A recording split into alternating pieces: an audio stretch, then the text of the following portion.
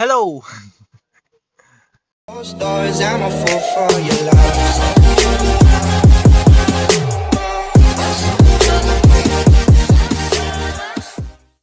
Hello, what's up guys? Welcome back to my YouTube channel, and for today's video, ang gagawin natin is tuturuan ko kayo kung paano nga ba mag-convert ng mga temperatures. Celsius to Fahrenheit, Fahrenheit to Celsius, and so on. Yes, tama ang narinig mo, so on, dahil marami tayong tatalakayin ng mga temperature. So, bali apat sila, Celsius, Fahrenheit, Kelvin, and Rankine. So, bago tayo magsimula is, bibigyan ko muna kayo ng trivia. So, ang trivia natin for today is, alam nyo ba na bawat isang conversion ng temperature is may iba't ibang formula? Oh no! So, dito sa video natin ngayon, tuturuan ko kayo kung paano nga ba hindi na i-memorize lahat-lahat ng mga formula, kundi isang formula lang at alam mo na ang formula ng kada isang conversion. So, naintindihan mo ba? Sige, naintindihan mo?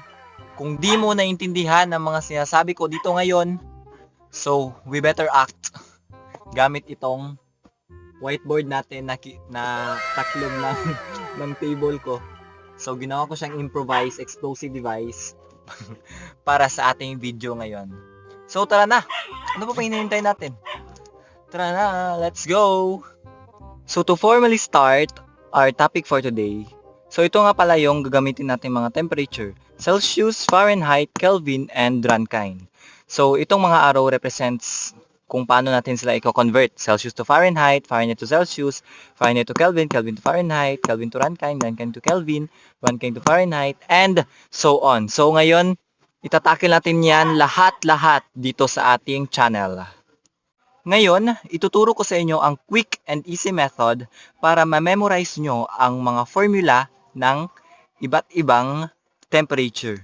So, first step is kailangan nyo munang i-memorize yung isa't isang boiling point and freezing point ng iba't ibang temperature. So, tara. Boiling point ng Celsius is 100. And ang freezing point niya is 0. Fahrenheit naman, boiling point 212. Freezing point 32. For Kelvin naman, boiling point 373. And freezing point 273. Rankine, boiling point 672, freezing point 492. So ngayon na na-memorize mo na ang boiling point and freezing point, madali mo nang masasagot ang ating main formula ngayon. For second step, itong nakikita nyo ngayon, ito yung ating main formula na kailangan nyo ding i-memorize para makuha ang mga formula ng iba't ibang temperature. So, temperature minus freezing point over boiling point minus freezing point is equal to temperature minus freezing point over boiling point minus freezing point. At ngayon na na-memorize mo na ang main formula at boiling point at freezing point ng respective temperature, ngayon, dumako na tayo sa example natin.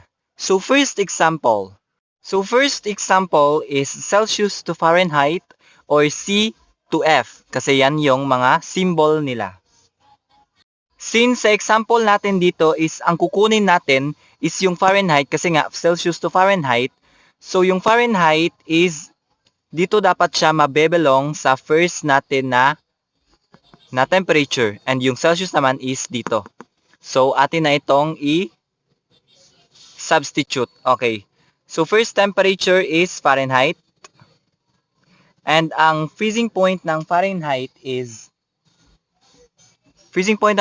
guys, is 32.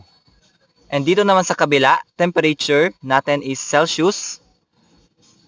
And freezing point ng Celsius is 0. And sa baba naman, boiling point and freezing point ng Fahrenheit is 212 minus 32. And sa baba naman ng Celsius na ito is 100 minus 0.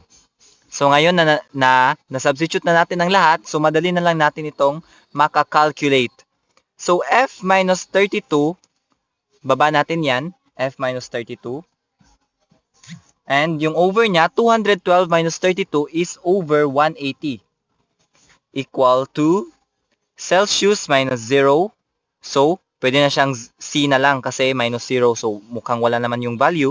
So, over 100 minus 0 is equal to 100. So, since concerned tayo dito sa Fahrenheit, kailangan nating mawala itong 180. So, divide both side by 180. And dito rin, 180. So, ngayon, maka-come up na tayo ng, so, wala naman yung 80. Ngayon, ibaba na natin yung F minus 32 equals to 180, 100, least common denominator nila is 9 over 5. 9 over 5. Tapos, ibaba natin yung C. Ayun guys, malapit na tayong matapos. Kailangan na lang natin tong i-transpose itong 32 dito sa kabila para maging positive siya and mabuo na tong formula natin. So, transpose yung 32 dito sa kabila. So, magiging F equals 9 over 5 plus 32. So, since transpose na siya dito, kailangan tong naka-enclose. So, ito na yung main formula ng Celsius to Fahrenheit. Yan guys. So ngayon na nakuha na natin ang formula ng Celsius to Fahrenheit, ngayon magkakreate tayo ng problem and isosolve natin gamit yung formula natin na nakuha. So yung problem natin dito is 37 degrees Celsius to Fahrenheit. Ano nga ba ang Fahrenheit ng 37 degrees Celsius? So, yung formula natin, substitute lang natin yung temperature. So since F is equal to 9 over 5, tapos yung value ng C natin is 37, enclose, plus 32. Tapos, equals. So, paano nga ba siya sa fraction? So, first guys is 37 divided by 5. Tapos, katapos nyong divide by 5, i-multiply nyo siya sa 9 na numerator niya. So, ang sagot niya is 66.6 plus 32. Tapos, yung final answer natin, 66.6 plus 32 is equal to 98.6. So, yan yung final answer. Ang 37 degrees Celsius is 98.6 Fahrenheit.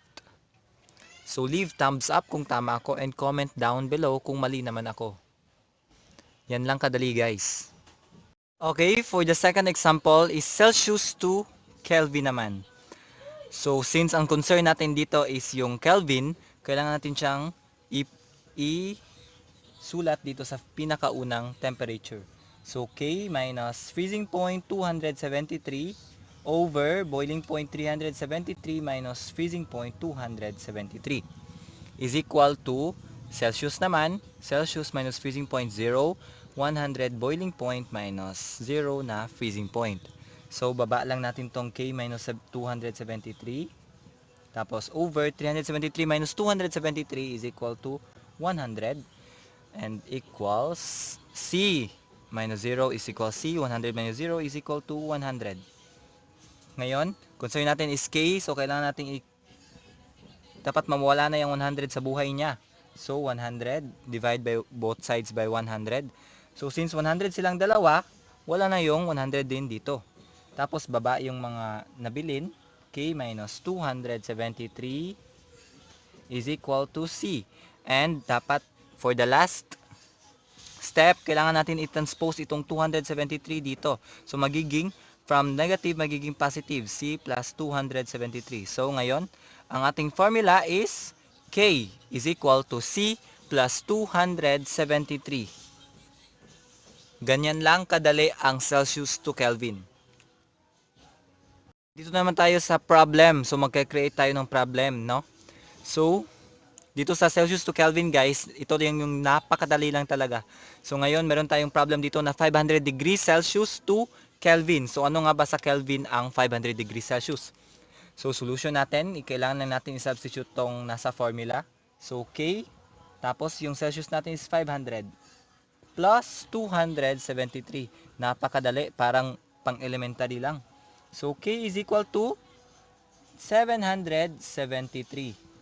So, ayan na yung answer guys. 500 degrees Celsius is equal to 773 Kelvin. So, ganyan lang kadali guys. Sa ngayon, it's your turn. So, kayo naman ang sasagot nito para matest natin kung naintindihan nyo ba ang topic natin kanina. So, ngayon, answeran nyo tong 118 Fahrenheit to Kelvin. Ano nga ba ang Kelvin ng 118 Fahrenheit? So, maghihintay ako and i-reveal ko yung sagot. I-pause nyo lang tong video. And now, i-reveal ko na yung sagot ng 118 Fahrenheit to Kelvin. So, ano nga ba ang Kelvin ng 118 Fahrenheit? So, itong equation na ito guys, it seems so complicated kung idediretso mo siya Fahrenheit to Kelvin. So, sa akin guys, ang ginagawa ko dito is yung Fahrenheit, i-convert ko muna into Celsius. Yes, pwede mo siyang i-convert agad-agad Fahrenheit to Kelvin kung gusto mo. Pero para sa akin, kung para sure yung sagot ko, and para mas madali, kailangan ko muna siyang i-convert into Celsius itong Fahrenheit. So, tara i-convert muna natin. 118 Fahrenheit to Celsius muna tayo. So, ang formula ng 118 Fahrenheit to Celsius is C is equal to 5 over 9 F minus 32. At dito na problem guys, ito yung naka-enclose. So, tara atin na i-substitute 5 over 9. 118 minus 32 equals 5 over 9. 118 minus 32 is equal to 86. Ngayon, paano nga ba ito kunin? 86 divided by 9 and times 5. So, may sagot tayo na 47.78 round off. So, yan na yung sagot natin guys. Ngayon, dito dumako naman tayo sa 47.78 Celsius to Kelvin para makuha na natin yung final answer. So, ang solution, ang formula pala ng Celsius to Kelvin is parang inad mo lang siya ng 273 kung nakikinig kayo kanina sa aking topic kaninang Celsius to Kelvin. So, ito yung formula niya. Celsius to Kelvin. C plus 273. So, ngayon, i-substitute lang natin. C is equal to 47.78 plus 273 is equal to 47.78 plus 273 is equal to 320.78. So, i-check nyo kung tama ba yung sagot nyo. 320.78 Kelvin. Yan yung final answer natin guys. So, thumbs up kung tama and comment down below kung mali naman yung sagot ko. Ganyan lang kadali at kasimple guys. Kung nalilibog pa rin kayo, ewan ko na lang. Ngayon natapos na tayo sa discussion.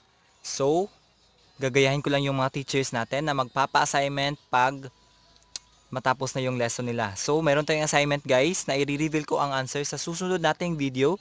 So, ang assignment natin is 242 Rankine to Kelvin. Ano nga ba ang Kelvin ng 242 Rankine? So, this is to test your capability kung nakikinig ba talaga kayo sa akin, no? So, hanggang sa muli, paalam! Bye!